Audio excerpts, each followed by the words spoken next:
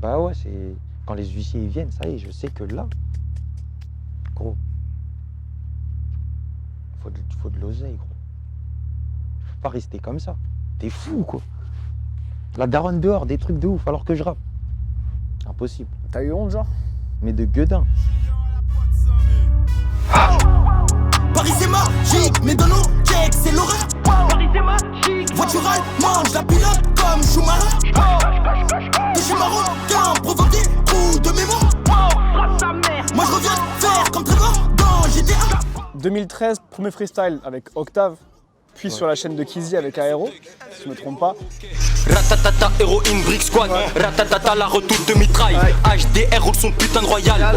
Bedel, charbonneur, il est hal. Puis Back and Power avec Iso Barbare. 2014, obligé de charbonner avec PS Auteuil. Dans le four jusqu'à ce que le soleil soit levé. Appel sur le fond sans se faire cramer. Toute ma clique fuck les flics, ça barreau dans la ville pour du blé, obligé de charbonner. 2015, t'es sur Double Foc avec Caris pour Finition. Vrai projet en 2016 avec Démoniaque de PS Auteuil. Premier solo 2 ans plus tard avec le premier Trapstar. Je me défonce, je vois mes regrets. Papa ne sait pas que son fils devient une trap star.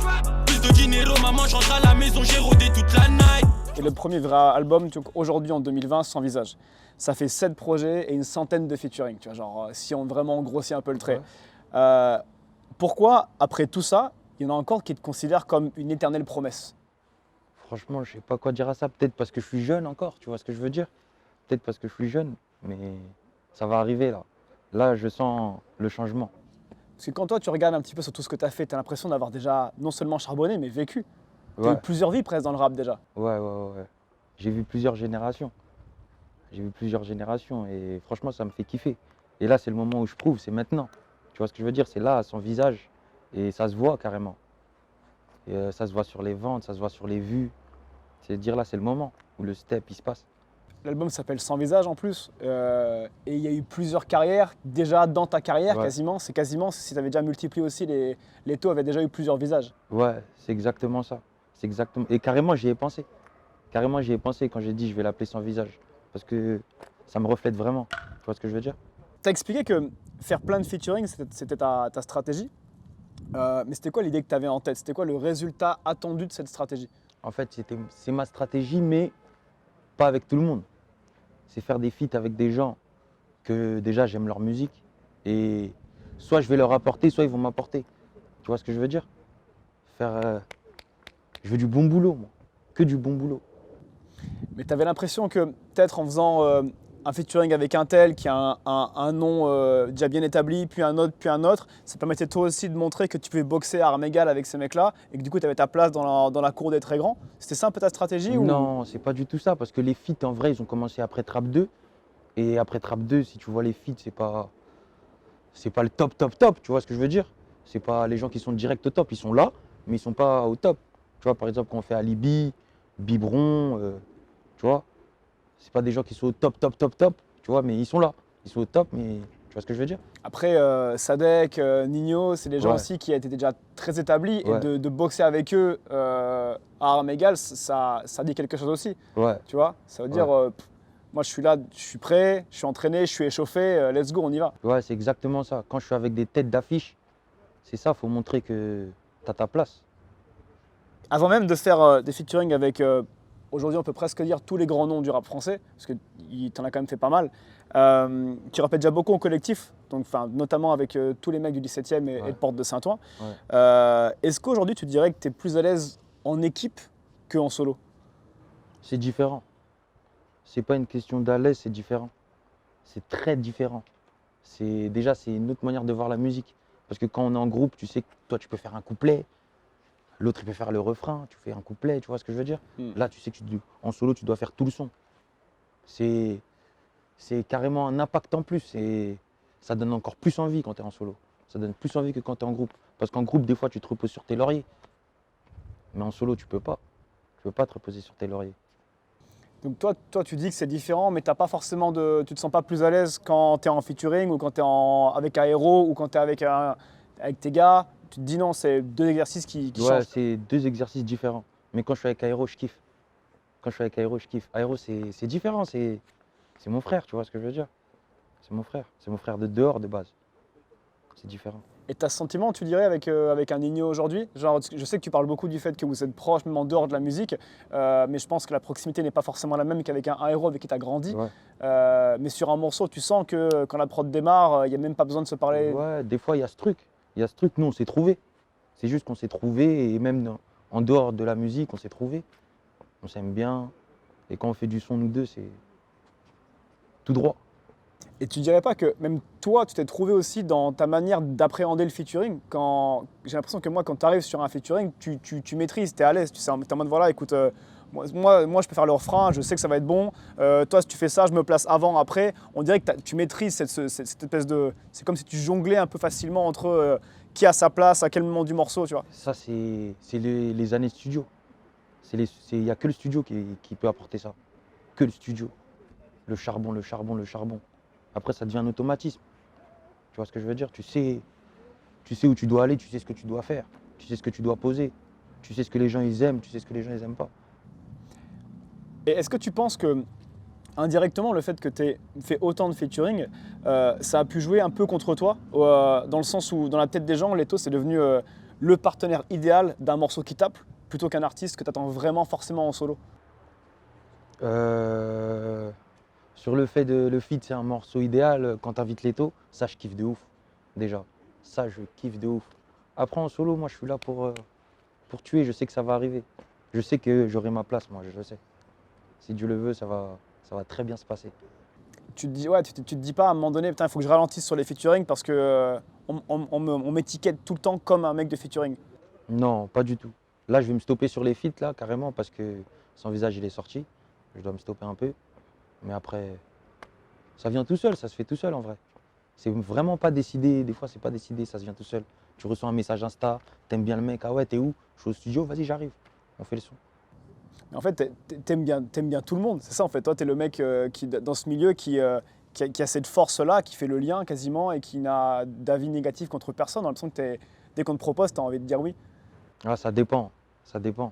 Faut que ta musique, déjà, je la kiffe, j'aime pas la musique de tout le monde. Dès que dirais je que kiffe t'es ta sélectif? musique, déjà, t'as un plus. T'as un plus. Après, maintenant, c'est sûr que ça a changé. C'est sûr que maintenant, je dois passer par mes gars. Vous kiffez ça, vous kiffez ça. Certes, la décision finale, elle me revient, mais c'est un travail d'équipe. Tu dirais que tu es sélectif dans ton choix de featuring, mais que tu as juste peut-être plus de choix que d'autres, plus de propositions. Exactement, c'est ça. Et tu sens qu'aujourd'hui, du coup, par rapport au fait qu'on t'ait vu un temps pendant ta carrière comme un mec de featuring, un mec de groupe, que tu as encore plus à prouver ou beaucoup à prouver en tant qu'artiste solo, ou tu ne mets pas de pression par rapport à ça? Non, je me mets pas du tout de pression. Moi, je sais que c'est la bonne musique qui marche. Moi, je suis pas trop un mec où c'est stratégie, stratégie. Tu fais de la bonne musique, ça va marcher. Tu es convaincu de ça? Convaincu de ça. Et tu as toujours été convaincu et confiant dans ta capacité à faire de la bonne musique, du coup? Ouais, toujours. Mes proches, ils me l'ont tellement dit. Eh, t'es fort, t'inquiète pas. Tu vas y arriver, mais travaille. Sois pas bête, reste pas dehors pour rien. Travaille, fais comme si c'est ton travail. Maintenant que je fais comme si c'est mon travail, tout se passe bien grâce à Dieu. T'as jamais eu le doute? Le doute, si, je l'ai déjà eu. Je l'ai déjà eu avant Trap 1 et après Trap 1. J'ai déjà eu. Juste après Trap 1, j'ai eu le doute, ouais. Ça, on va en parler du coup. Mais on sait que Ninho, du coup, est l'artiste en dehors d'Aéro avec lequel tu as officiellement le plus collaboré. Mais comme je t'ai dit, du côté du 17, de Port-de-Saint-Ouen, tu as également rappé avec les gars du Triangle d'Or. Ouais. Et nous, la question qu'on se pose, c'est qu'est-ce qui a fait qu'à un moment donné, 15 mecs du quasi même quartier ont décidé de tous de rapper en même temps et de se tirer la bourre, rapper ensemble. Ouais. Mais comme s'il y avait eu un déclic et pouf, tout le monde s'est mis dedans. Tu sais, c'est quoi? Tu te rappelles de l'époque Chief Keef et tout, Chicago? Bien sûr. Tu as dit que tu étais matrixé par Chief Keef, la Drip. C'est de malade. Et c'était le cas pour 2013 et tout le monde en même temps? Tout le monde en même temps. De base, notre quartier, c'est un quartier, il kiffe la musique. Ça veut dire quand tu sors dehors, t'as écouté le nouveau son, t'as écouté? Ouais, j'ai écouté. Sauf que là, en 2013, on a écouté ça, on a dit, oh la dinguerie. Tu vois, on est dans le hall, il y en a, ils commencent à freestyler. 2, 3, 4 personnes, 5 personnes, 6 personnes. Ça y est, ouais, on peut faire un truc là, ouais. Puis c'est parti, hein. Quand tu balances, tu vois, ça fait le million de vues. Oh, t'es choqué. Des petits comme ça, je sais pas, t'es choqué. C'est des petits de la rue, ils viennent en ensemble jogging, TN, en bas de leur bâtiment, ils appellent un clipper, ils font le million de vues. Nous, on voyait ça que la section d'assaut, ça pouvait être que la section, des trucs comme ça, Booba. C'est eux le million de vues normalement. Et nous, on arrive comme ça en 2013, 2014. On fait le million de vues comme ça. C'est sûr que ça a un impact. Mais y a un gars précisément, tu te souviens, il s'est dit un jour, Eh, vous connaissez Chief Keef? Eh, c'est une dinguerie, je vous fais écouter. Tu te souviens du moment précis où le mec il t'a mis play et tu t'es dit, mais j'ai jamais entendu ça de ma vie? Moi, je me rappelle du moment précis où Black Day montre Young Thug. C'était quoi? C'était quand? Ça date de fou. Pareil, 2014, c'était le premier clip de Young Thug où on l'a connu, nous. C'était Fit Pee Wee Longway. Pa, pa, pa, pa, pa. Ils sont encore dans la trap house, il est tout maigre, hoche des armes. J'ai pété les plombs, j'ai dit quoi? Mais c'est quoi ça? Et nous, on rappait déjà, tu vois. Sauf que nous, on n'était plus Chicago. Mais après, Atlanta, quand Young Thug, Migos, ils sont venus, c'était une grosse baffe. Grosse baffe musicale. Et tu dis que ça c'était contagieux à ce moment-là, genre limite XV Barbare, paf, la même chose, tag, ça enchaîne. Ça s'enchaîne en fait, ça s'enchaîne. En vrai, il y a Ice déjà qui est là-haut. Et puis il y a nous tous en bas, des petits jeunes de la cité qui foutent le sbeul sur YouTube.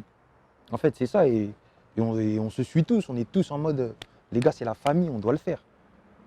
Et en dehors de Ice, qui est indirectement, c'est un peu un de vos grands aussi, mais est-ce que vous avez des grands, genre des grands de Ice aussi qui vous ont engrainé dans le 17? Des mecs, tu te disais, tu vois, genre ça c'est des rappeurs du 17 et c'est eux aussi qui nous ont biberonné un petit peu Opéra. Pas vraiment. Hein. Pas vraiment, je te mens pas. Nous, c'est plus la section, les quinries.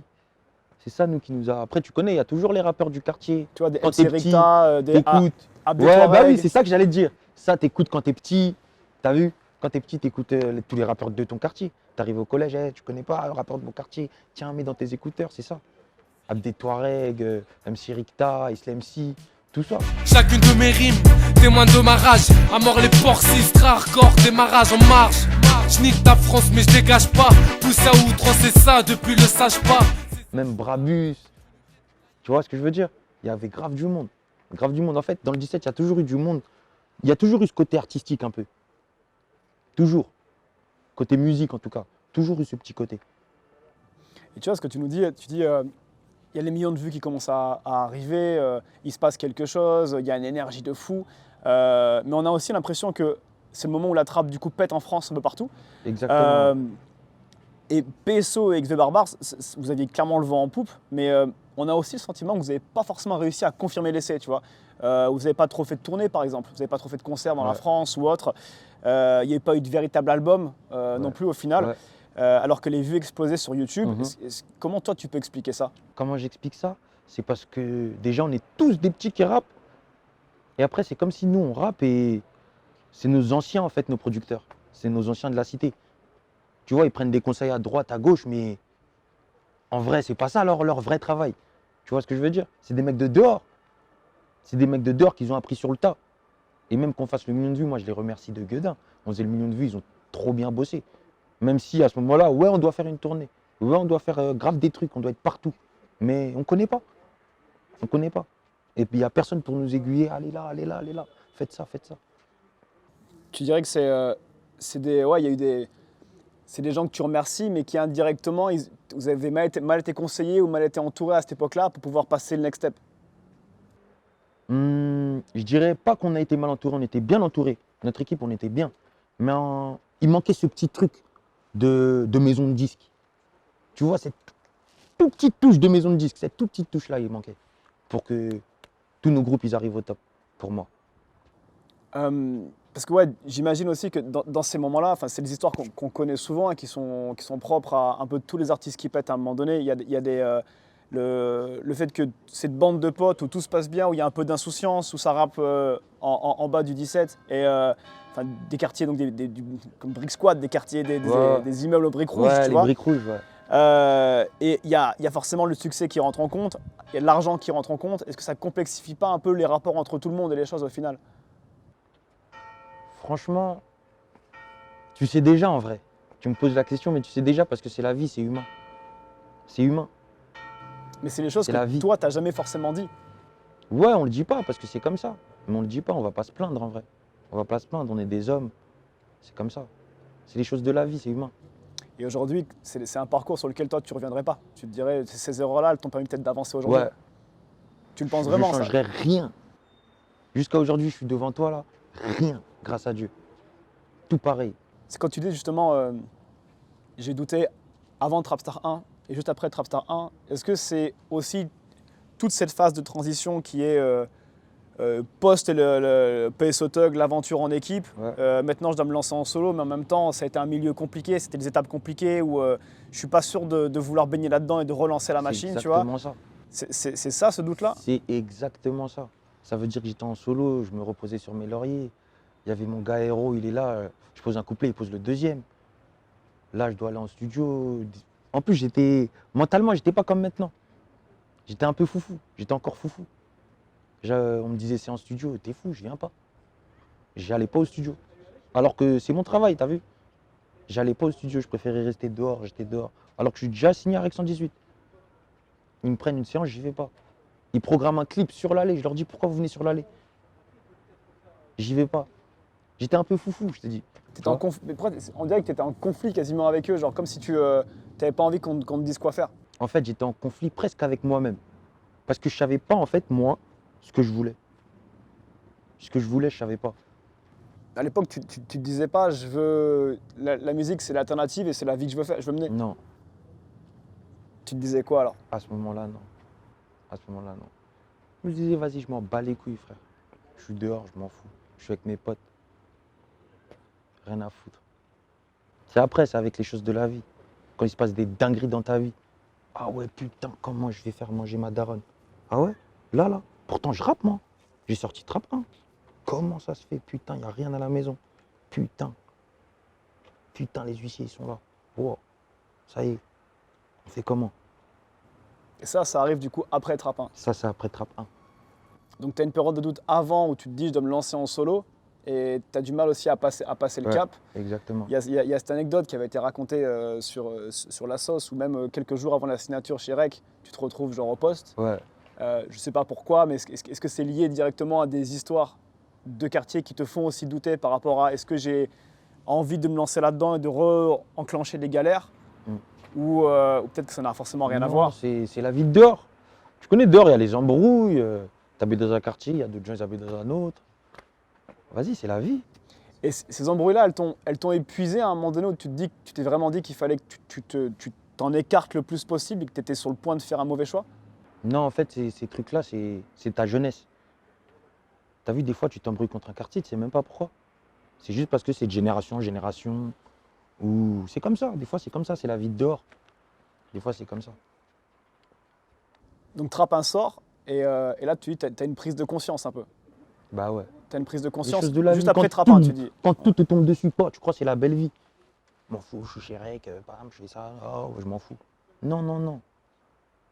Pas, les choses, ils tombent dessus, pas. Il y a eu un jour en particulier, du coup, où tu te dis justement, tu es arrivé, et comme tu dis, là, le frigo de la daronne, les huissiers, est-ce qu'il y a un moment où tu te dis, ça a été le déclic pour moi? Bah ouais, c'est quand les huissiers ils viennent, ça y est, je sais que là, gros, faut de l'oseille, gros. Je peux pas rester comme ça. T'es fou, quoi. La daronne dehors, des trucs de ouf, alors que je rappe. Impossible. T'as eu honte, genre? Mais de gueudin. Et qu'est-ce que t'as fait, du coup? Dans la foulée, tu t'es dit, maintenant, je change. Ma première étape pour le changement, c'est celle-ci. C'était quoi l'étape? C'était de me concentrer et que la musique, ça soit ma vraie vie. Je fasse que de la musique. Que de la musique. Et tu as eu une discussion avec ton label à ce moment-là? Pour leur dire, j'ai compris quelque chose, je vais changer, on avance? Non, pas de discussion. Ils l'ont vu d'eux-mêmes. Ils savent que moi, je parle pas beaucoup. Je suis pas un mec qui parle beaucoup, moi. Je vais jamais venir à quelqu'un, je vais me confier. Si ce n'est mes frères de la rue. Tu vois ce que je veux dire? Excuse-moi. Si ce n'est mes frères de dehors, je vais jamais venir me confier à quelqu'un comme ça. Tu vois ce que je veux dire? Tu parles beaucoup de ta relation, enfin, dans des interviews ou autres, de ta relation avec Reg 118. Tu cites des prénoms, tu parles de William, tu parles de Sam, tu parles de Cédric, tu parles de gens, en fait, on sent que tu es attaché au label, Ouais, à ce qu'ils t'ont apporté. bien Tu es sûr. attaché aussi à ces gens de manière quasiment affective, tu vois. Bien sûr. Et c'est un son de cloche qui est un petit peu différent de ce qu'on peut attendre parfois dans le rap où où tu vois, la relation entre un rappeur et son label, c'est jamais forcément Ouais, un truc qui coule de source, tu vois. ouais. Est-ce que toi, tu as le sentiment que tu dois quelque chose aux personnes de ta maison de disques? Je leur dois pas quelque chose, mais ils ont été là au bon moment dans ma vie. Ils ont été là au bon moment. Parce que tu dis que tu n'as pas eu de discussion particulièrement avec eux, mais que tu vois, ils t'ont pas lâché, ils t'ont pas abandonné. Ouais, Est-ce qu'ils t'ont sermonné à un moment donné en te disant vas-y, c'est plus possible, tu nous mets des plans, tu viens pas au clip? Non. Pas du tout. Ils ont compris que tu étais dans une période où Ouais, il fallait ils ont compris. Je pense qu'ils ont capté. Avant tout, c'est des humains avant d'être dans la musique, tu vois. C'est des humains. C'est-à-dire, ils ont vu, ils ont capté mon caractère. Ils connaissent mon caractère très bien, ils connaissent très bien mon caractère. Et c'est au moment où j'ai bossé, ils ont dit, ok, là, tu es en train de bosser, c'est parti. Tu vois. Et là, je suis devant toi. Tu vois ce que je veux dire? Justement, pour revenir un tout petit peu sur ton quartier, je te sors une phrase d'Ice Lemsey, que lui nous a dit dans le On the Corner sur le Triangle d'Or. Je sais pas si c'était cette vidéo avec XV, Ice Lemsey, Volteface sur Yard. À un moment donné, il dit depuis qu'on est petit, on est confronté au contraste. Quand tu te lèves le matin et que tu vois des gens de ton âge rouler en Ferrari, ça te fait réfléchir. L'arrondissement il est scindé en deux parties. Ça commence à partir de après Place Clichy, t'as Rome, Monceau, Villiers, avenue des Ternes, qui est une avenue très connue, qui est proche de Charles de Gaulle, des Champs-Élysées, t'as capté. C'est-à-dire voilà, nous depuis qu'on est petit, on est confronté à vivre juste à côté. Et quand tu te lèves le matin et que tu vois des mecs de ton âge qui roulent en Ferrari, bah ça te fait réfléchir ma gueule. Toi, tu as le sentiment d'avoir grandi entre deux mondes, genre entre Montmartre et l'avenue Gabriel Péri, tu vois, Non, genre entre Saint-Ouen et Paris? Alors là, pas du tout, moi. Pas du tout, moi. Nous, on est cloîtrés à porte sur l'allée. Cloîtrés là-bas, il n'y a personne, mon gars. Que nous. Mais on sait que l'autre côté là-bas, ouais, il y a ces mecs qui roulent en Ferrari, mais on les voit pas trop. C'est maintenant, je les vois un peu parce qu'on va dans le 17, maintenant on va sur les champs. Tu vois, on va manger là-bas, on fait un peu de shopping. Mais avant, tu vois rien du tout. Tu vois Porte de Saint-Ouen, les briques rouges, c'est tout. T'es vraiment resté dans ces 200 mètres Ouais, vraiment, toute mon enfance. Cloîtré là-bas. Entre là-bas et le foyer. Tu étais de camp à camp en foyer? Au foyer, j'étais vers au début quand je rappe. Quand je fais octave, je suis pas au foyer. Quand je fais Aéro X Leto, je suis au foyer. Et le foyer, Bah, je reviens du foyer le vendredi. Et quand je reviens vendredi, il y a mon pote Bozo. Il me dit Aéro, il est trop fort, viens écouter. Je l'avais jamais entendu rapper. Viens écouter. Je lui dis vas-y, freestyle. Il freestyle, papa. Je lui dis t'es trop fort. T'es fou, comment t'es fort, mon frère. Il me dit vas-y, j'appelle Kizzy, il appelle Kizzy, bam, Aéro X Leto. Le jour même, hein, où je l'entends rapper. C'est-à-dire que le freestyle, on l'avait pas fait en mode oh, on l'a répété et tout une semaine. Non. Jour même. Et t'étais où au foyer? Foyer de Cachan, moi. À Cachan? Ouais. Et donc pendant quoi? 3 ans plus? Moins? Ouais, 3 ans. 3 ans? 3 ans, ouais. Et pourquoi t'étais au foyer? J'étais pas bon, je faisais des conneries, moi. Des conneries, des choses pas bien, tu vois. C'est qui t'a envoyé en foyer? C'est de la famille ou t'as été forcé d'être en foyer? Non, j'ai été forcé. Après, tu connais, la daronne, elle m'a élevé toute seule, tu vois ce que je veux dire? Ça veut dire pas, elle me dit, vas-y, va, tranquille, y a rien. Tu penses que ça t'a aidé ou c'était juste ça t'a ralenti? Comme je t'ai dit, je changerai rien. Donc de manière ou d'une autre, Ça ça m'a t'a pas aidé? aidé, ça m'a aidé, ça m'a pas aidé, mais j'ai kiffé, c'était une belle expérience. Là, j'ai des gars du foyer, mon gars, c'est mes frérots, là. Là, tout de suite, je l'appelle, il vient. Tu vois ce que je veux dire? Pourtant, ce je que l'ai rencontré au foyer.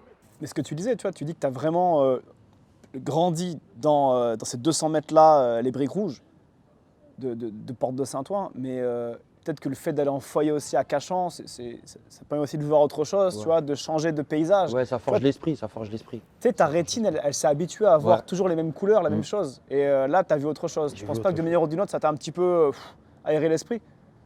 Je dirais pas que ça m'a aéré l'esprit, mais ça m'a fait prendre conscience de certaines choses. D'être là-bas, que t'as que le même petit déjeuner. Tu vois que les mêmes personnes. On te dit va dans ta chambre. Ah ouais, va dans ta chambre. Quand t'as 16 ans, 17 ans, ça y est, il n'y a plus de va dans ta chambre, tu vois ce que je veux dire? Là-bas, va dans ta chambre. Il y a des veilleurs de jour, des veilleurs de nuit. C'était la discipline. Discipline. Est-ce que tu penses que cette discipline-là, elle t'a servi un peu aujourd'hui? Tu changes rien, mais Ou au contraire, ça t'a donné un dégoût encore plus du fait qu'on te donne des ordres? Non, c'est pas ça, mais ça m'a rien fait. Moi, je fais des conneries. J'ai toujours fait des conneries quand j'étais jeune. Toujours fait des conneries. C'est maintenant que je me suis assagi.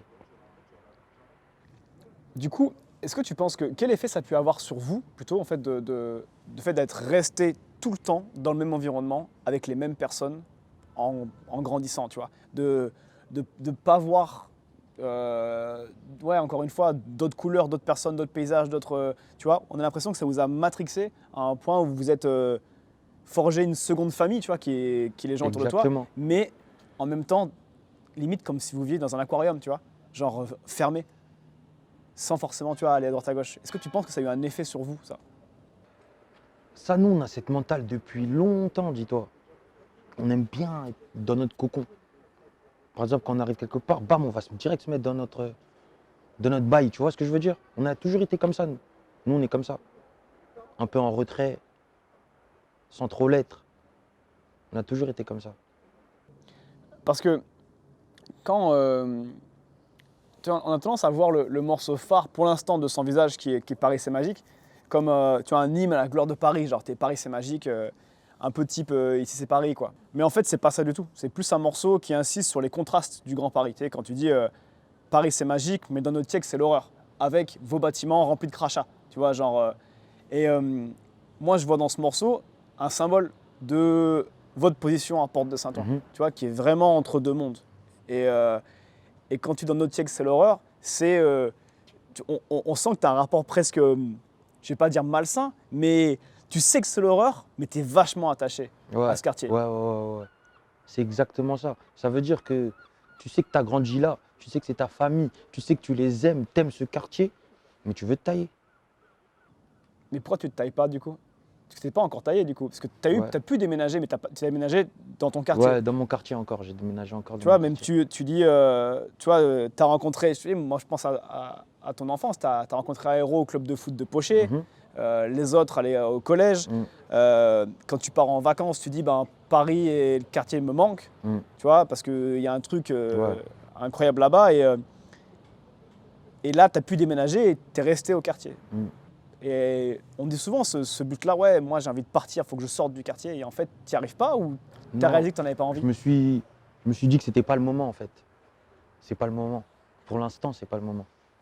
Et pourquoi c'est pas le moment? C'est pas le moment parce que il faut que je sois encore là au quartier. Il faut que je laisse ma trace. Il faut que je laisse ma trace au quartier. Il faut que je sois là. Il faut que j'aide tout le monde. Je suis là, je suis encore au quartier, moi. Pour un bon moment. Tu penses que tu as un rôle à jouer? Ouais. Tu dis tu veux aider tout le monde, ça veut dire quoi? Tu parles financièrement, dans l'élévation, d'aider des jeunes rappeurs à pousser? Dans tout. Les jeunes rappeurs, dans tout. Faut que j'aide mon quartier, moi. Nous, on vient de loin, il n'y a rien chez nous. Il y a un stade de foot, c'est tout. On vient de loin, nous, on vient des HLM, des trucs de Paris. T'es en Paris, mais c'est relou, tu vois. Et s'il y a un truc qui peut tous nous sortir ou sortir la plupart des gens, allez, on y va. On y va, quoi, ça? nous tous. Qu'est-ce qui pourrait sortir la plupart des gens? Le rap, la musique. Tu penses qu'en restant, toi, à Porte de Saint-Ouen, tu peux inspirer des petits qui, du coup, tu vas faire des enfants, entre guillemets, tu vois, qui... C'est ça, des domino, petits l'effet Leto domino, c'est ça. Exactement ça. C'est ça. Tu veux rester une source d'inspiration atteignable, tu vois. C'est ça. Ça veut dire que si moi j'y arrive, toi t'es un petit, t'es dans le foot, tu te dis ah ouais, Leto dans sa passion, lui il y est arrivé. Moi dans le football, je vais y arriver. Imagine-toi un petit dans sa tête, il se dit ça. Leto dans le rap, il y est arrivé, moi dans le football, je vais y arriver. Mais est-ce que tu ne penses pas aussi que par rapport à toi, là on parle un peu plus, tu vois, genre moins de ton côté altruiste, mais plus toi de manière un peu plus égoïste, tu n'aurais pas aussi besoin un peu des fois de changer d'air et de voir autre chose et que ta musique en sortirait presque plus riche? Parce que tu vois, tu rappes depuis 2013 officiellement et t'as pas arrêté quoi en fait. T'as eu des périodes de doute comme tu l'as dit, mais tu as toujours continué à rapper en restant dans le même environnement. Du coup forcément, tu rappes un peu aussi souvent sur les mêmes choses. Est-ce que tu te dis pas, putain, il faut que je vois autre chose, que j'aille voyager, genre que j'aille voir le monde, que tu vois, et peut-être que ça me donnera de nouvelles inspirations, de Mais je nouvelles vais idées. aller où? Je vais aller où? Moi, je suis à Porte, moi, pour l'instant. Je suis à Porte. Le seul moment où je me taille, c'est en vacances ou en showcase. Sinon, je suis là. Je suis à Porte de Saint-Ouen. T'as pas envie de voir le monde, genre. Si, mais plus tard. Pour l'instant, comme je t'ai dit, je me concentre. Je me concentre sur ma musique, sur le studio, sur mon quartier, sur tout ce que les gens ils me disent. Je me concentre. Il faut que je sois concentré. Penser à aller faire le tour du monde, non, c'est pas vrai là pour le moment. Pour le moment, c'est pas vrai. Là, faut être là. Parce que tu vois, je vais faire un parallèle. Tu parles pas mal de rappeurs américains, mais il y a un mec qui a, je pense, rien à voir avec ce que tu as pu écouter, mais tu connais Mac Miller de nom. Mac Miller, Mac ouais. Miller, qui est mort il y a Ouais. 2-3 ans. Ouais. Mac Miller, tu sais, il a connu le succès en 2011 de ouf. Il est passé de quasiment personne à une méga star. Et en 2013, du coup, il doit revenir avec un album. Tu vois. Et en fait, le problème, c'est qu'en 2 ans, il est devenu tellement une star qu'il ne veut plus rien faire. Il ne veut plus sortir dans la rue ou autre. Et du coup, il est matrixé par ce qu'il regarde à la télé, tu vois, et les films, il enchaîne, il fait que ça. Chez lui, ça devient un cocon. Tu vois, chez toi, on parle de ton quartier, lui, c'est carrément chez lui. Et il fait son album qui s'appelle Watching Movies with the Sound Off, qui est, tu vois, donc on regardait des films sans le son.